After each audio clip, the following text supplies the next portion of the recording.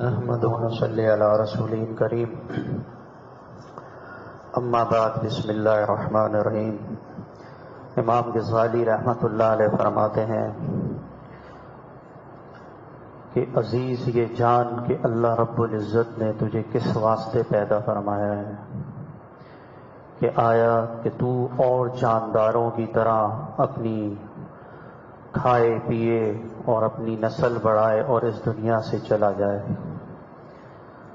بلکہ اس واسطے نہیں، اللہ نے اپنی معرفت کے واسطے تجھے پیدا فرمایا ہے، اور معرفت اللہ، تعلق مع اللہ سب سے بڑی دنیا کی دولت ہے۔ پہلے بزرگان دین اس کے لیے کئی مجاہدات کراتے تھے، اور حضور پاک صلی اللہ علیہ وسلم جب تشریف لائے تو حضور اکرم صلی اللہ علیہ وسلم نے صحابہ کرام کی تربیت کی۔ سنت اللہ یہی ہے کہ چراغ سے چراغ جلا کرتا ہے، کہ حضور اکرم صلی اللہ علیہ وسلم جس صحابی کو بیعت فرماتے تھے اسی وقت اس کا تعلق مع اللہ قائم ہو جاتا تھا، کیونکہ وہ حضور اکرم صلی اللہ علیہ وسلم کے ہاتھ، حضور اکرم صلی اللہ علیہ وسلم کی نظریں ہوا کرتی تھی جو دل کے اندر اثر فوراً کیا کرتی تھی۔ اس کے بعد صحابہ کرام، تابعین، تبع تابعین، درجہ و درجہ جو ہے پھر اس کے بعد کمی آتی گئی، اور ہم لوگ جو ہے ظاہر ہے قیامت کے نزدیک ہوتے جا رہے ہیں، تو اس وجہ سے ہر چیز میں کمی آتی جاتی ہے۔ تابعین کے دور میں کمی آئی۔ حضرت علی رضی اللہ تعالی عنہ نے ذکر اذکار جو حضور اکرم صلی اللہ علیہ وسلم نے تعلیمات فرمائی حضرت علی رضی اللہ تعالی عنہ کو، تو 3 سلسلوں کے اندر، کیونکہ لوگ جو ہے جانتے ہی نہیں ہے کہ یہ کیا ہے، بس بیٹھ گئے اللہ اللہ کر رہے ہیں، علم نہ ہونے کی وجہ سے علم ہی نہیں ہے۔ تو حضرت علی رضی اللہ تعالیٰ عنہ کے جو ہے ذکر اذکار جتنے بھی احادیث میں بتائے ہوئے ہیں وہ تمام کے تمام ذکر سلسلہ چشتیہ، قادریہ اور چشتیہ، قادریہ اور سہروردیہ، یہ 3 سلسلے ایسے ہیں جو حضرت علی رضی اللہ تعالیٰ عنہ سے چل رہے ہیں، اور نقش بندیہ سلسلہ جس کے اندر خفی ذکر ہیں وہ حضرت ابو بکر صدیق رضی اللہ تعالیٰ عنہ سے ہیں۔ اور ان سلاسل میں جتنے بھی ذکر بتائے جاتے ہیں وہ تمام کے تمام احادیث سے منقول ہوتے ہیں، جیسے کہ حدیث پاک میں آتا ہے افضل الذکر، حضور اکرم صلی اللہ علیہ وسلم نے فرمایا لا الہ الا اللہ۔ تو جب انسان گناہ کرتا ہے، ذکر کی سب سے اہم وجہ یہ ہے ذکر کرانے کی کہ جب انسان گناہ کرتا ہے تو اس کے دل کے اوپر ایک کالا دھبا لگ جاتا ہے، پھر دوسرا گناہ کرتا ہے، پھر تیسرا، متواتر جتنا گناہ کرتا ہے تو کالا دل سیاہ ہو جاتا ہے، اور دل الا بذکر اللہ تطمئن القلوب۔ پھر قرآن مجید فرماتا ہے، قرآن میں اللہ حکم فرما دیتے ہیں کہ دلوں کا اطمینان اللہ کے ذکر میں، پھر اس کی دھلائی بھی اللہ رب العزت نے بتائی ہے۔ تو جتنے بھی ہیں یہ سلاسل، ان کے اندر ذکر اس طرح کرائے جاتے ہیں کہ انسان کا دل صاف ہو جائے، لا الہ الا اللہ کی ضربیں لگوائی جاتی ہیں۔ اور صوفیہ کرام نے کچھ مقامات ہیں ان کا بتایا ہے کہ بھائی ان پہ توجہ کر کے ذکر کرو تاکہ تمہارے دل کی صفائی ہو۔ تو سارا معاملہ یہ ہے کہ ذکر اذکار کرانے کا مقصد ہی یہ ہے کہ جیسے روح کی غذا ہے وہ ذکر ہے، اور سکینہ جو ہے روح آسمان سے آئی ہے، اس لیے سکینہ بھی آسمان سے اترتا ہے۔ آپ جب مجلس ذکر میں شرکت کرتے ہیں تو آپ کی کیفیت کے اوپر جو اثر پڑ رہا ہوتا ہے، دل کے اوپر جو آپ کے اثر پڑتا ہے وہ سکینے کی وجہ سے پڑتا ہے، جو براہ راست اوپر سے آ رہا ہوتا ہے۔ جیسے کہ حضور اکرم صلی اللہ علیہ وسلم نے فرمایا کہ جب کوئی جماعت ذکر میں مشغول ہوتی ہے تو فرشتے ایک دوسرے پر اوپر ہوتے ہوتے آسمان تک چلے جاتے ہیں، اور اللہ رب العزت سب کچھ جانتے ہیں، پھر جاننے کے باوجود جب ذکر کی محفل ختم ہوتی ہے پوچھتے ہیں کہاں سے آ رہے ہو؟ تو اللہ آپ کے بندے جو ہے آپ کا ذکر کر رہے تھے، اس میں آ رہے ہیں، اس میں سے آئے ہیں۔ تو یہ ذکر کی محفلیں ایسی ہوتی ہیں کہ اللہ پاک فرماتے ہیں کہ ایک بندہ ایسا آیا جس میں فرشتے بتاتے ہیں کہ وہ ذکر کی غرض سے نہیں آیا تھا، وہ آیا کسی کام سے آیا تھا اور اس میں بیٹھ گیا۔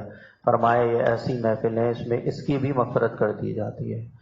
اور جتنے بھی ہمارے سلاسل کے ذکر اذکار ہوتے ہیں وہ باقاعدہ اسی طرح کرائے جاتے ہیں تاکہ دل کی صفائی ہو اور گناہوں سے توبہ استغفار۔ حضرت یوسف لدھانوی رحمۃ اللہ علیہ فرمایا کرتے تھے کہ بھائی ہمارا بیعت کرنا جو ہے نا گناہوں سے توبہ کرانا ہے، گناہوں سے توبہ کرائی جاتی ہے پھر ذکر کرایا جاتا ہے، کیونکہ بد نظری کرنے کا جن لوگوں کو بد نظری کا چسکا لگا ہوا ہوتا ہے تو معرفت اللہ ایسے لوگوں پہ جتنی بھی نمازیں پڑھ لیں سجدے کر لیں وہ حرام ہے، ان کو معرفت اللہ اللہ نہیں دے سکتے۔ ایک عادی گناہ گار ہے جو اپنے دل کی لذتیں حاصل کر رہا ہے بد نظریاں کر کے، تو ویسے جو آدمی گناہ کرتا ہے تو اس کا زاویہ 40 ڈگری پہ اگر مڑتا ہے، کسی کی حق تلفی کر دی، کسی کو گالی دے دی، کسی کو برا کہہ دیا یا کسی کی غیبت کر دی، تو یہ جو زاویہ 40 ڈگری پہ مڑے گا وہ اس سے کہے گا بھائی میں معذرت چاہتا ہوں آپ کو میں نے گالی دی تھی، تو وہ پھر اللہ کی طرف اس کے دل کا رخ ہو جائے گا۔ اللہ رب العزت بھی معاف کرنے والے مہربان ہیں، لیکن جب وہ اپنے دل کا زاویہ نامحرموں سے، بغیر داڑھی مونچھوں کے لڑکوں سے کو دیکھ کے اپنے مزے لیتے ہیں، دل میں پلاؤ بناتے ہیں اور اپنے دل کو جب گندا کر لیتے ہیں تو اللہ پاک گندے دل میں تو آ ہی نہیں سکتے، نہ نظر کرم کرتے ہیں، تو لہٰذا وہ تو پورا 180 ڈگری پہ ہو جاتا ہے۔ اسی لیے حدیث پاک میں آیا ہے بد نظری کرنے والے پہ حضور اکرم صلی اللہ علیہ وسلم نے فرمایا اللہ کی لعنت ہے۔ تو جو شخص لعنت کا مستحق ہو اس کے اوپر معرفت اللہ کہاں سے آ جائے گی؟ اس کے اوپر اسی لیے کہتے ہیں کہ معرفت اللہ ایسے لوگوں پہ حرام ہو جاتی ہے کہ جو لوگ مخلوق میں اپنا مقام اور رتبہ چاہیں کہ مخلوق میں میرا نام ہو، میرا رتبہ ہو، میرا نام لیا جائے، جی مولوی صاحب ہیں، جی صوفی صاحب ہیں، بڑے آدمی ہیں جی، تو ایسے لوگوں پہ بھی معرفت اللہ پاک ایسے لوگوں کو معرفت نہیں دیتے، کیونکہ بڑائی کی چادر صرف اللہ رب العزت کی ہے۔ اور ایسا شخص جو ملعون ہو، جو اللہ کے علاوہ جو ہے بد نظریاں کرتا ہو، عورتوں کو دیکھتا ہو، اس کے اوپر بھی معرفت اللہ حرام ہوتی ہے۔ تو اب اگر نفس کی بیماری ہے تو وہ نفس کی بیماری کا علاج بھی وہی لوگ کریں گے کہ جنہوں نے پہلے اپنا علاج کرایا ہو۔ اب جس نے علاج نہیں کرایا اور جس کو علاج کرنے کی طریقہ ہی نہیں آتا تو وہ علاج کیسے کرے گا؟ حضور اکرم صلی اللہ علیہ وسلم نے جو فرمایا ہے نا کہ میرے صحابہ ستاروں کی مانند ہیں، کسی ایک کی پیروی کرو گے فلاح پا جاؤ گے، اس کی وجہ ہی یہ کہ حضور اکرم صلی اللہ علیہ وسلم نے جب تربیت فرما دی ہے نا فلاح پانے کی، تو اب درجہ و درجہ جن لوگوں کو اجازتیں ملتی ہیں تو وہ اس کا ذریعہ بنے کہ وہ اپنے لوگوں کی جو ہے نا اصلاح کریں گے۔ تو کسی اللہ والے سے تعلق قائم کیا جائے جس سے مزاج ملتا ہو، جس سے آدمی بات چیت کر سکتا ہو، تو اس سے یہ سارے معاملات حاصل ہوں گے، تعلق اس سے حاصل ہوگا۔ تو اللہ پاک ہمیں جو ہے عمل کی توفیق عطا فرمائے کہ ہم پہلے گناہوں کو چھوڑ دیں، گناہوں کو چھوڑ دیں، اور گناہوں کو چھوڑنے کی جو قوت پیدا ہوگی وہ اللہ کے ذکر سے پیدا ہوگی، اللہ کی ذکر سے پیدا ہوگی۔ جب انسان اللہ کا ذکر کرتا ہے تو اللہ کی محبت متوجہ ہوتی ہے۔ ایک شخص تھا تو بہت بڑے اللہ والے تھے اس وقت کے زمانے کے، تو انہوں نے اللہ پاک سے دعا کی کہ اے اللہ میں تیرا سب سے زیادہ گنہ گار آدمی دیکھنا چاہتا ہوں۔ تو القا ہوا فلاں جگہ چلے جاؤ، فلاں جگہ وہ گناہ گار آدمی موجود ہے۔ تو جا کے دیکھا کہ وہ گناہ گار آدمی جو ہے اس کو کوئی ہوش ہی نہیں ہے، گناہوں میں لت پت ہے اور شباب کباب میں ہر چیز میں ڈوبا ہوا ہے۔ آ گئے، کچھ عرصے بعد ان کے دل میں طلب ہوئی یا اللہ پاک میں تیرا سب سے زیادہ جو ہے نا محبوب بندہ دیکھنا چاہتا ہوں۔ پھر دل میں ہوا، القا ہوا، جاؤ فلاں جگہ جاؤ، ہمارا محبوب بندہ ملے گا۔ وہاں گئے، دیکھا تو وہی بندہ تھا، اب اس کی حالت ہی بدلی ہوئی تھی، ایک دم ہل گئے، پریشان ہو گئے کہ یہ کیا معاملہ ہو گیا۔ ہوا القا یہ ہوا کہ اس کی جو ہے بیوی سے اس کی لڑائی ہوئی اور بیوی نے اس کو تانے دیے کہ تم ایسے گناہ گار ہو اور اس طرح کے معاملات کرتے ہو، اللہ کی پرواہ نہیں کرتے۔ تو اس کے دل میں داعیہ پیدا ہوا کہ میرا رب تو بڑا رحیم و کریم ہے۔ تو یہ اس نے اپنی بیوی سے کہا کہ میں توبہ کرتا ہوں، میرا رب جو ہے رحیم و کریم ہے اور آج کے بعد میں گناہ نہیں کروں گا۔ اس نے سچے دل سے جب ہمیں رحیم و کریم کہا تو ہماری رحمت بھی اسے کیسے چھوڑ دیتی، ہم بھی اس کی طرف متوجہ ہوئے اور ہم نے بھی اس کے اوپر اپنی نظریں کرم کی۔ تو اللہ رب العزت تو انسان کو تعلق دینے کے لیے بھائی موجود ہے.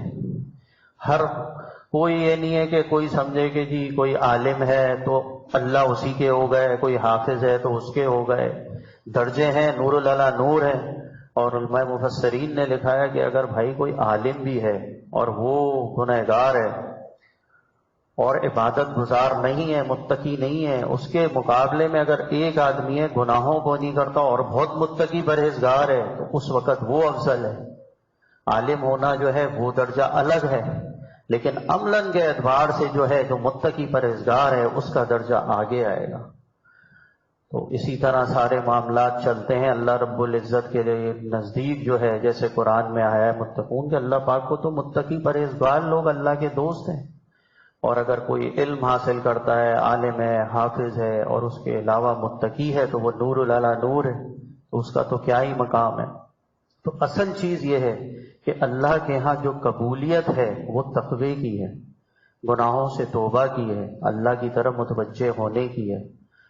دو حضرت امام غزالی رحمۃ اللہ علیہ نے نقل کیا ہے کہ بزرگ ہیں، یاد نہیں آ رہا، تو ایک دونوں ہی صوفی تھے، والدہ بھی بہت بڑی اللہ والی تھی.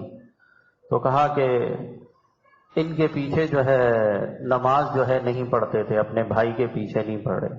ہاں بھائی تم اپنے بھائی کے پیچھے کیوں نہیں پڑھتے؟ تو کہنے لگے، بھائی نے جب شکایت کی تو کہنے لگے والدہ سے کہ اماں یہ جو ہے قرآن نماز پڑھ رہے ہوتے ہیں اور مسائل کے اندر الجھے ہوئے ہوتے ہیں، نماز میں حیض و نفاس کا یہ مسائل میں الجھے ہوئے تھے. جب میں نے توجہ کی نماز پڑھاتے ہوئے، اس لیے گندی نماز ہے ان کی، اس لیے میں نماز نہیں پڑھتا. جو والدہ تھیں وہ بھی بڑی کامل تھیں، کہنے لگی اچھا تو تم اس لیے اس میں الجھا ہوا تھا اور تم جو ہے اس کے اندر الجھے ہوئے تھے کہ یہ کس کی نماز کیسی. تو یہ بتاؤ اللہ کی طرف متوجہ کون تھا اس وقت؟ کہنے لگی اور بات یہ، مسائل کے اندر اگر دل میں دھیان آ جائے نماز میں تو ان کے لیے تو چھوٹ ہے، جن کے مسائل جو علماء حضرات ہوتے ہیں. تو ساری بات یہ ہوتی ہے کہ کامل لوگ ہوا کرتے ہیں. اور صوفیہ کرام جو عبادت گزار ہوتے ہیں، اللہ والوں کی صحبت اختیار کرتے ہیں، ان کا معاملہ اور ان کا درجہ اللہ کی طرف سے ہی ہوتا ہے. تو ایک شیعہ جو ہے عالم تھا ایران سے، اس کو بھیجا کہ جاؤ مسلمانوں میں فتنہ تم نے کرنا ہے اور یہاں سے تم جا کے پاکستان جاؤ گے اور علماء کے پاس نہیں جانا، پہلے جاؤ ان کے جو ہے ہندوستان پاکستان ایک تھا، لاہور میں سنا ہے صوفیوں کی جو ہے نا وہ ہے اماج گاہ ہے، پہلے تم صوفیوں کے پاس جانا، ان کے عالموں کے پاس نہیں جانا. ان کے عالم جو ہے نا ان سے تو تمہارا جیتنا مشکل ہے، صوفیوں کے پاس جاؤ اور وہاں سے گڑبڑ شروع کرو. اب وہ آیا، اس نے آ کے جو ہے مجلس میں بیٹھ گیا. تو صوفی امین صاحب رحمۃ اللہ علیہ جو تھے نقشبندی سلسلے کے بزرگ، تو اللہ پاک جب جیسے ہمارے شیخ حضرت مولانا عبد الواحد صاحب رحمۃ اللہ علیہ فرماتے تھے جب اللہ کسی کو بٹھاتے ہیں تو کچھ دے کے بٹھاتے ہیں. تو حضرت نے نظر کی اور پھر کہا آئیے آپ آگے تشریف لائیے. آپ کہاں سے آئیں گے؟ میں ایران سے آیا ہوں. کہنے لگے اچھا آپ کا کیسے قصد ہوا؟ تو کہنے لگے میں مناقب جو ہے نا سارے مناقب بیان کرتا ہوں. تو انہوں نے کہا حضرت علی رضی اللہ تعالیٰ عنہ کے مناقب بیان کیے حضرت. انہوں نے کہا مناقب سناؤ. تو بڑے مزے سے مناقب سنانے لگا کہ میرا کام بن گیا. تو حضرت علی رضی اللہ تعالیٰ عنہ کے مناقب سنائے، حضرت فاطمہ رضی اللہ تعالیٰ عنہ کے، تو جتنے بھی تھے حضور اکرم صلی اللہ علیہ وسلم کے خاندان کے مناقب سنانا شروع کر دیے. اور اس نے مناقب میں کہا کہ جو ان لوگوں کا ایسا درجہ ہے کہ ان سے 40 کوس دائیں بائیں آگے پیچھے جتنے بھی لوگ ہیں ان کے قبروں سے ان سب کی مغفرت ہو چکی ہے، سب کی مغفرت کر دی جاتی ہے. تو انہوں نے کہا امین صاحب رحمۃ اللہ علیہ نے کہ بھائی یہ تو ماشاءاللہ بہت بڑا درجہ ہے، تو حضور اکرم صلی اللہ علیہ وسلم کا درجہ کیا ہوگا؟ کہنے لگے سبحان اللہ، حضور کے درجے کی تو کوئی مقام ہی نہیں. تو فرمانے لگے تو یہ بتاؤ ان کے دائیں بائیں جو موجود ہیں پھر ان کا درجہ کیا ہے؟